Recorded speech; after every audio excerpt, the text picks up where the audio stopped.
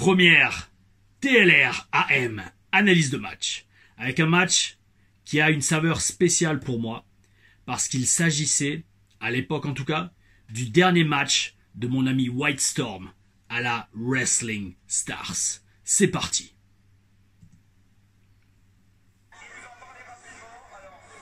Ouais, alors c'est donc un match triangle entre White Storm qu'on voit sur la droite, moi-même au milieu avec mon superbe slip qui commençait à être délavé. À la base il était rouge et là il commençait à devenir un peu rose saumon, et Miseria, plus connu sous le nom je pense maintenant de Louis Napoléon, Florian de son prénom. Et alors déjà il y a beaucoup de souvenirs qui ressortent parce que ce show, alors comme on le voit un peu autour, c'était un show en plein air qu'on faisait aux alentours de septembre, octobre, je crois que c'est septembre, mi-septembre, septembre 2009. Je le reconnais à la tenue. Alors là, déjà on voit, alors petite pause, on voit Miseria qui se prend déjà un carton. Donc pour le background, donc c'est un show qui se passait sur une fête foraine. C'était dans le nord de la France je crois. Il y avait 2h30, 3h de route de Paris. Oui, je sais, j'ai de la mémoire comme ça, c'est un truc de ouf. Et en fait, ce qui était top, c'est vu que c'était une fête foraine, c'était blindé. C'était blindé de gens et les gens étaient chauds bouillants. C'était entrée gratuite, donc il y avait chaque fois entre 500 et 1000 personnes, ça dépendait des jours, surtout s'il pleuvait pas. Et donc, là, on voit Miseria qui se prend un carton. Alors ça, les cartons, va falloir s'habituer. À la WS, d'ailleurs, il y a beaucoup de gens qui ont un problème avec les cartons. Le truc des cartons, c'est que moi j'aime beaucoup. J'aime beaucoup parce que ça permet de raconter une histoire quand même spécifique dans le ring. La règle, c'est, dans le catch français, avec les cartons, c'est 5 cartons jaunes, ça fait un carton rouge, donc une disqualification. Et ça, c'est pas mal. Parce que croyez-moi, on peut raconter de belles histoires avec ça. On peut faire un heel qui a 3, voire 4 cartons, et qu'au 5e, et le face pareil, chaque fois que le face se venge, il se prend un carton. Et au dernier carton, c'est 4 partout, et ben boum, le face s'en prend un sur une autre tricherie d'huile, et c'est lui qui se fait disqualifier. Comprenez. Parce que beaucoup de gens, vous savez, sur internet, disent « Ouais, les cartons, c'est ridicule dans le catch et tout. » Non, vous comprenez rien en fait. C'est une façon déjà super pour le catch français de se démarquer. On voulait pitcher ça à NXT avec Marcus. Les règles à la française, avec les cartons. Et avec les légionnaires. Et surtout, ça permet de raconter de superbes histoires avec la foule, surtout avec les commentateurs qui commentent en même temps. Enfin bref, le match commence. Et donc je vous redis, c'était un match spécial pour moi parce que c'était ça a été, je ne savais pas à ce moment-là, mais c'était le dernier match de White Storm à la WS. Un très bon adversaire, d'ailleurs encore actuellement, on a catché ensemble il n'y a pas longtemps à la ICWA et à la Tigers Pro Wrestling. Et en fait, il était en désaccord de direction avec le booker de l'époque de la WS. Et il est parti créer sa propre structure et un saut de tête. Il est parti créer sa propre structure, la Tigers Pro Wrestling, dans laquelle je catch encore aujourd'hui.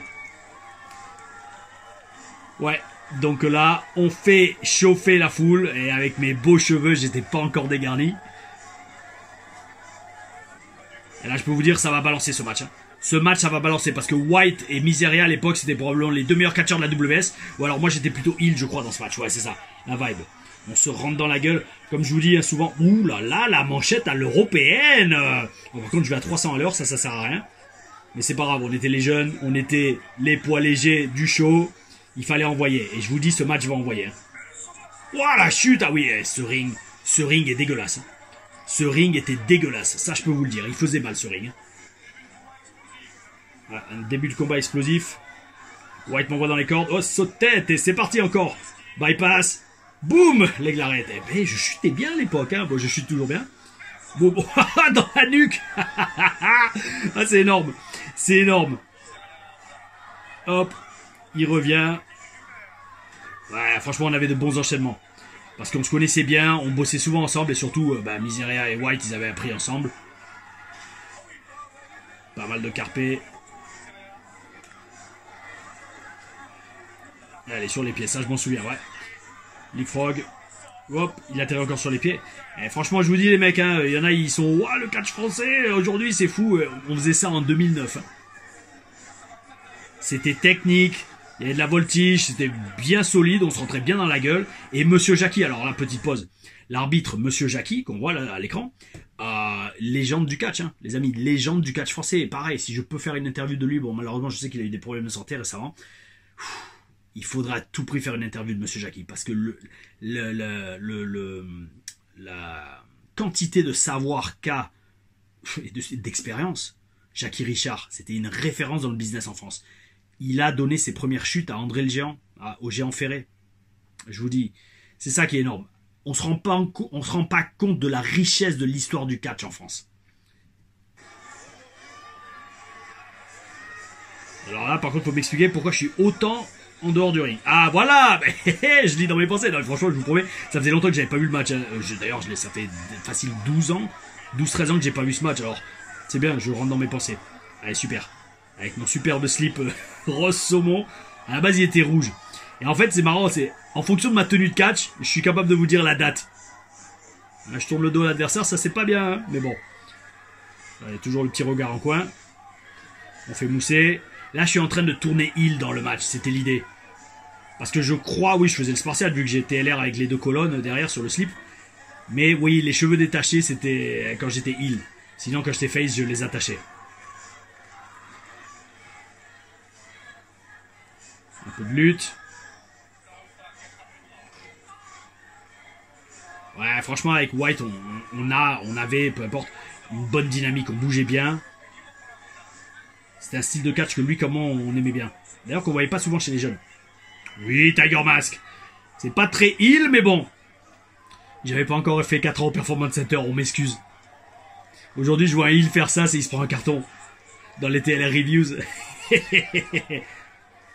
Oula, oui, il m'avait mis un coup de pied dans la gueule, là, je m'en souviens. Oui, il m'avait mis un coup de pied dans la gueule. Hop, ouais, déhanché. Oui, il a amené au sol, bien. Je l'ai pas fait souvent, celle-là. Énorme. Ah ouais, d'accord. Je lui rentre des règles. Ouais, alors là, par contre, si j'étais maintenant, j'aurais laissé un peu plus respirer quand même. Ça, on avait de bonnes manchettes. Après, on savait aussi que le promoteur et surtout que Jackie, qui était l'arbitre, c'était le bras droit de Flèche. Donc, si on catchait mal quand Jackie était dans le ring, il allait le dire à Flèche et on allait se faire défoncer, quoi. D'accord. Une chute sur un harpin, mais qu'est-ce qu'il me fait, White? Alors là, les coups de pied de White, ça je peux vous dire, on les sent, ceux-là. Là, j'en rajoute à peine. Hein. Écoutez l'ambiance, les amis.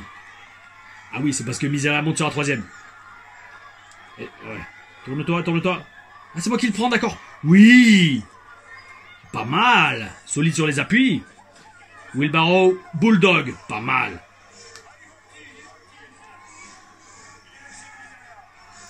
Fais un tombé, non? Fais un tombé, mon petit Miseria. Non, tu veux pas gagner le match?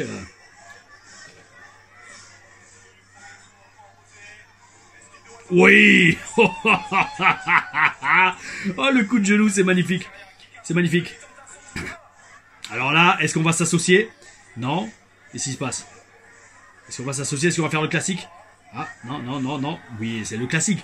C'est pour ça que je vous dis que je déteste les matchs à 3.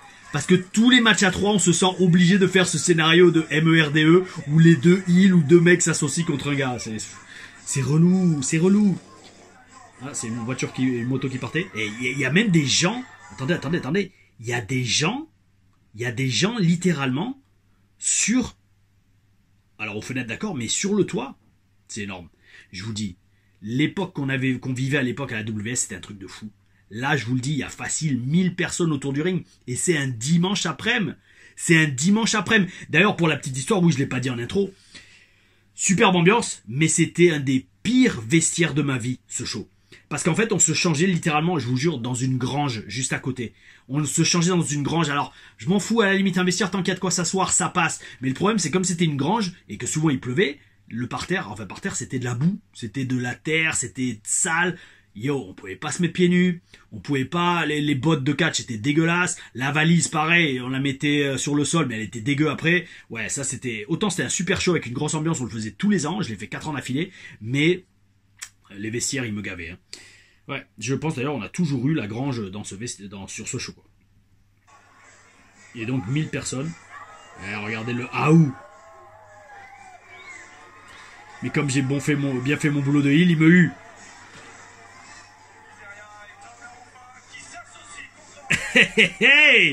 Classique, mais efficace. Non, je déteste. Ouais, je vous disais, quand on était à la WS et qu'on apprenait qu'on était dans le match triangle ou le match à 3, Je peux vous dire, on était gavés. Hein. Surtout les jeunes. Parce que c'est relou, il n'y a pas d'histoire à raconter, c'est relou. Et n'empêche, ça va, j'ai quand même... Ouais, ça va, il y a du style là, quand même avec les cheveux détachés. Hein. Ça me manque un peu mes cheveux. Hein. Mais ça va, j'ai du style aussi comme ça. C'est bien, c'est quand on peut tout se permettre. Là, je dis à la foule, fermez vos gueules. Oui, les manchettes. Ah, le Tiger Mask Kick. Oui, pas mal. Ultimo Dragon a pris à Tiger Mask aussi. J'avais de bons abdos. Hein. Mais bon, c'est ce que je dis, vous savez.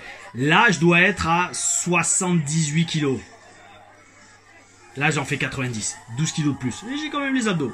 Je préfère être comme je suis maintenant. À l'époque, j'étais trop mince, en fait. Trop mince, trop fin. Et surtout dans un ring aussi dur, je peux vous dire, ça faisait mal. Chaque chute faisait mal. Mais bon petit physique. Chose que certains de la WWE n'ont jamais eu. On dira pas de nom. On n'est pas dans une télé reviews. Allez, on l'envoie à 2. Ah oui, Jeff Hardy.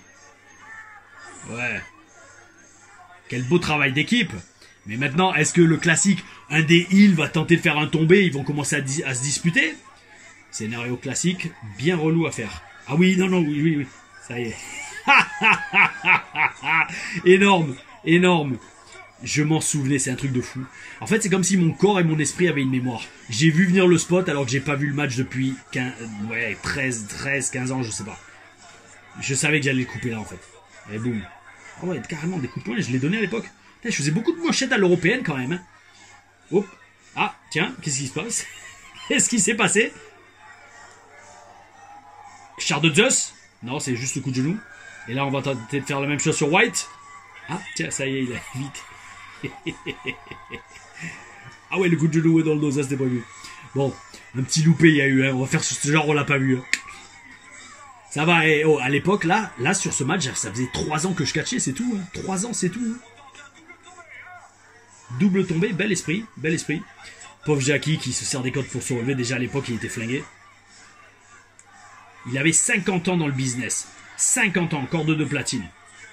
Le mec, il avait commencé, il avait 15 ans, je crois. Donc là, il a 65 ans, Jackie, dans le ring. Oh. Ah ouais, d'accord, on se rentre carrément dans la gueule. Oui, bah, ouais, là, j'avoue, avec White, on s'entendait pas trop. Boum. Hop. Neckbreaker? Non. Ah oui, coup de genou, oui, je faisais le coup de genou sur le côté de la tête. Je l'ai pas gardé, cette prise. Ça avait pas assez d'impact. Ah ouais, dropkick en plein dans la tronche. D'accord.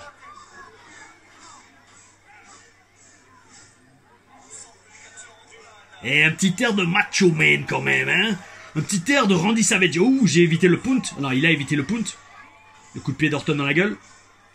Qu'est-ce qu'il veut? Il me charge pour un Death Valley Driver? Non. German Suplex. C'est contré. Je commente les matchs maintenant. Wouhou! Yeah! Énorme. Énorme. Un Swanton sur nous debout. Bel esprit. Bel esprit.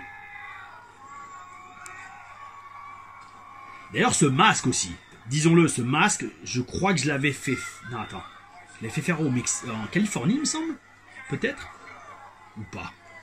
Oui, je crois que j'avais donné le contact d'un Mexicain californien qui avait fait le masque à Miseria, il me semble. Hop, hop, hop, hop, hop. Oui! Ah ouais, d'accord! Pas mal, pas mal, pas mal. À l'époque, je faisais des German. Bon, pas Ponté. Ponté, j'en ai pas fait beaucoup à la WS. Oui, l'Enziguri! Depuis quand j'ai un Enziguri comme ça? Oh, j'ai pas planté. Avec Miseria, j'adorais planter comme Rob Van Damme sur la tête, sur le RKO. Ah! C'est Miseria qui gagne. D'accord, victoire soudain. Bon, ok, d'accord. Ça a manqué un peu de panache à la fin. Bon, bien évidemment, aujourd'hui, je ne montrerai pas un match comme ça, de cette façon. Là, on peut voir la foule. C'est bien, on commence les TLR-AM par une défaite de... Bah oui, une sorte de défaite de Tom Larufa. Parce que même si c'est pas moi qui ai pris le tombé, j'ai quand même pas gagné le match, donc c'est une défaite. Ouais. Match. Miseria. Ok. Allez. Bah mes amis, alors, comme je vous ai dit, ce match, c'était une valeur spéciale pour moi. parce qu'après, donc ça faisait 1 an que j'étais à la WS quasiment. 1 an, ouh, je suis pas content. Ouh, je suis pas content. Là, ouais, je rentre à la grange. Est-ce qu'on va voir, on va voir rentrer dans la grange? J'avais quand même une belle toupe de cheveux. Alors, et voilà, et donc c'est ça, cette image quand même. White et White Storm qu'on voit ici, rentrer au vestiaire, et la personne qui m'a fait rentrer à la WS et qui m'a permis d'avoir donc le niveau pour aller à la WWE. Ce mec-là, c'est un de mes meilleurs amis, en tout cas à l'époque dans le business. Et le fait qu'après ce match, il n'a plus catché à la WS, en tout cas quand j'y étais, ça a fait un grand vide pour moi. Et c'est pour ça ce match a toujours une saveur spéciale pour moi. Et aujourd'hui, je le partage sur YouTube, j'enverrai le lien à White, parce que je me suis toujours souvenu que son dernier match à la WS, c'était avec moi dedans, Tom La Ruffa, et un de ses meilleurs amis dans le business, Florian, alias Miseria, alias Louis Napoléon. Mes amis, c'était le premier TLR AM analyse de match. J'espère que vous avez aimé. Lâchez un like, lâchez un commentaire, abonnez-vous à la chaîne, mettez la petite cloche, et on se voit bientôt pour un deuxième match qu'on analysera dans #TLR AM. Aou.